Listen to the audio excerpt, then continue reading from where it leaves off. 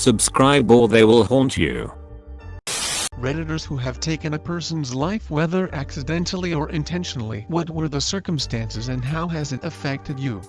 I was driving on the highway on the far right lane going about 80 mph when the car next to me decided to go switch into my lane without checking his blind spot. I tried to brake suddenly once I realized what was happening, but the other driver still managed to smash his nose of his car sharply into my left side. This caused me to shift drastically to the right, barreling towards the shoulder where unfortunately there was a car pulled over due to a flat tire with a 17-year-old inside the driver's seat. I slammed on the brakes as hard as I could, but that didn't stop me from plowing into the stalled car. I somehow lived and spent a few weeks in the hospital recovering from some broken bones and a punctured lung. The teenager was apparently killed on impact. From what the first responders told me, I fell into a deep depression for a few years and had huge survivor's guilt. What if I was running 10 minutes later? What if I just stayed in the middle lane instead? I battled it by going to therapy, using meditation and time. It's been 9 years and I'm still not fully who I was before the accident, but I've come a long way from the mental mess I was and the demons I battled. Anytime I go on the interstate, I am always sure to just stay in the middle lane,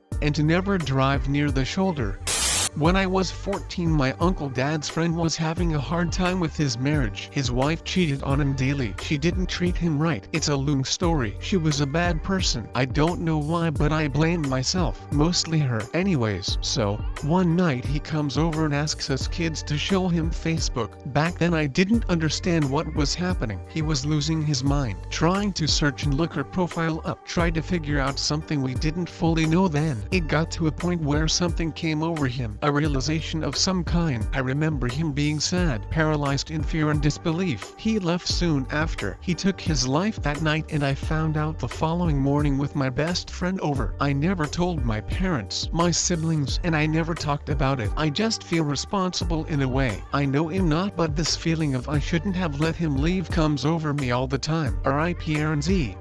I don't know if he died or not, but a homeless man leapt in front of my car in the middle of a busy street during the height of summer years ago. I mean literally, a flying leap in front of my car doing a decent 40 mph. I called an ambulance for him and, to my shame, locked my car doors and stayed in my car while I waited for the ambulance to arrive. There was a lot of blood and he was yelling words, but I could and really hear them. If that makes sense. It seemed like more blood than a human could have in their body. I didn't look at the state of him. They asked what happened, loaded him up in the ambulance all strapped in a diceware swaddled. Still to know what that was about, and I never saw him again. I don't think about it too much. Even if he did die, it was and my choice. I was going the speed limit and in the far left lane for an upcoming left turn. He came out of an alley and I wouldn't have been able to see him in time based on the geometry of the nearby buildings. I don't hold any guilt over it, except that I didn't try to render aid. This was before I was even in college, so I knew next to nothing. But still, could he try to help? No? Probably not the answer you're looking for, but my mom and twin sister died when I was born. My sister was going to struggle. They knew that she might not make it, but my mom started bleeding and they couldn't stop it. My oldest brother said my dad was different before. I know my dad loves me, but there's always this weird feeling between us. I had a real close friend, kind of a fat guy. Long story short, at that time we were both getting high. He overdosed on me. I dragged him out of the driver's seat and put him in the passenger seat, then drove to the hospital. I helped the paramedics get him inside, then I took off. The next morning my house got raided and I was charged with murder. 14 days later at the preliminary exam the charges were dropped. People still think I murdered him and a lot of people hate me for it, because he was a really great guy. I was 19. First apartment. I had been moved in a few days and my roommates had gone out of town for the weekend. I had just bought a shotgun at a pawn shop because the neighborhood was pretty rough. I wake up around 2:30 a.m. to the front door being kicked in. I jumped up, grabbed the gun, and looked down the hall. I see a guy walk into the living room. My room was straight to the back from the door. I yelled to get the hell out because I had a gun. He turned, raised a pistol. I just started shooting as fast as I could pump it. Fired 5 rounds and hit him with 2 or 3 before he got out the door and took off. Neighbor heard the shots and called 911. Police followed the blood trail into a backyard about a block away. He died on the way to the hospital. Apparently was high as hell on meth when he broke in. It bothered me for a long time, but at the end of the day, in my eyes, it was him or me. Hope to never be in a situation like that again.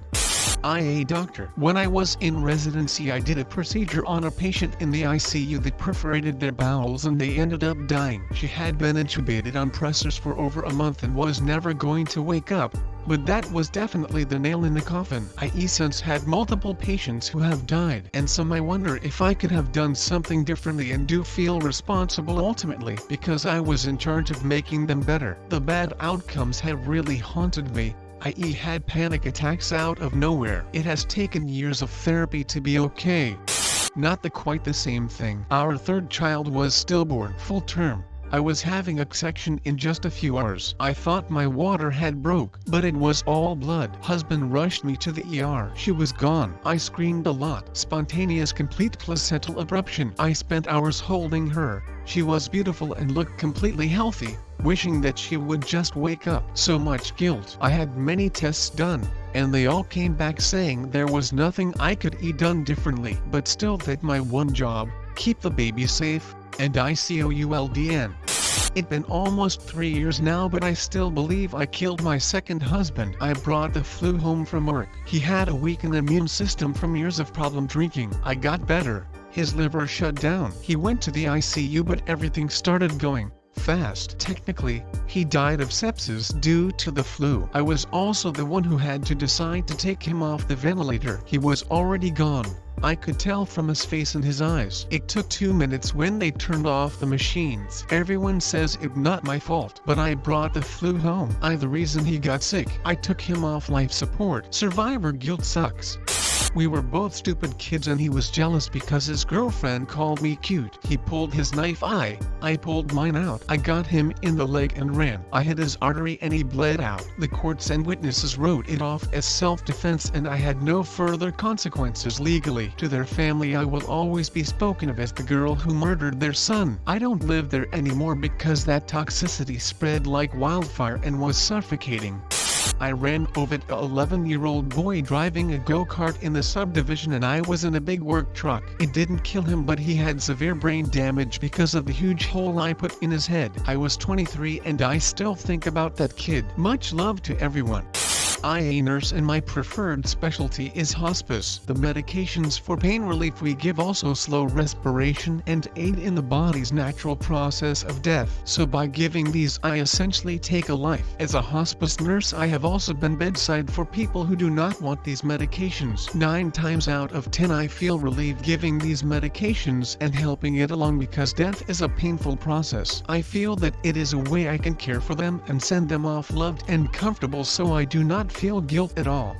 Know if it counts as taking a life, but I do feel responsible. I was in 5th grade and visiting my grandfather. There was no one in the house but us. He started having a stroke or a heart attack, and he was reaching towards me because the home phone was near me. I just froze and watched him die. Hours later, I didn't even call the police or my parents. I've come to be very anxious when I see an elderly person, and I try to avoid them, which has damaged the relationship between me and my grandparents that are still alive. I'm also a bit anxious when I'm in a house alone with one person. My boyfriend has been wanting me to move in with him, but I prefer living at my parents' house with my parents and siblings. I've taken a life more than once. I was in the Marine Corporation and have seen and done hard things. But the hardest life was of my 14-year-old daughter. She had been in a coma for 2 weeks after a battle with cancer. We knew she won't wake up. Looking over to the drive, tears in my eyes, and giving that nod to say remove all life support was the hardest thing I've ever done. Was driving to the mall one evening. A car made a left turn crossing my lanes, causing me to T-bone them. Teenage boy in their passenger seat and my girlfriend in my passenger seat both passed away. This was almost 20 years ago. I've since married and I have 2 sons, and mostly, I'm just numb. It's not that I don't care about things, but I don't experience true happiness all that much and just have an ambivalence I never had before that day. I've moved in most ways, but my emotional range has never really recovered. I've effectively killed plenty of people as a former ITU nurse. I lost count after a while, but I worked in a number of major trauma centers, so quite a few. All the evidence indicated that they were going to die, but by extubating, pulling their breathing tube out, switching off their ventilator and life-sustaining drugs, I was the one who expedited their death. To be honest, it never seemed to bother me as much as a lot of my colleagues. We'd often get support if we'd had a lot of deaths over a short-term period, and we'd have to go through all our feelings. But I'd usually end up giving them the answers they wanted to hear, because they wouldn't really get that I genuinely was fine. Most days if you had a death you'd end up with another patient shortly after. I'd support the relatives as much as I could and wouldn't want them to feel in any way rushed. But my focus after they left would be on admitting and stabilizing a new patient.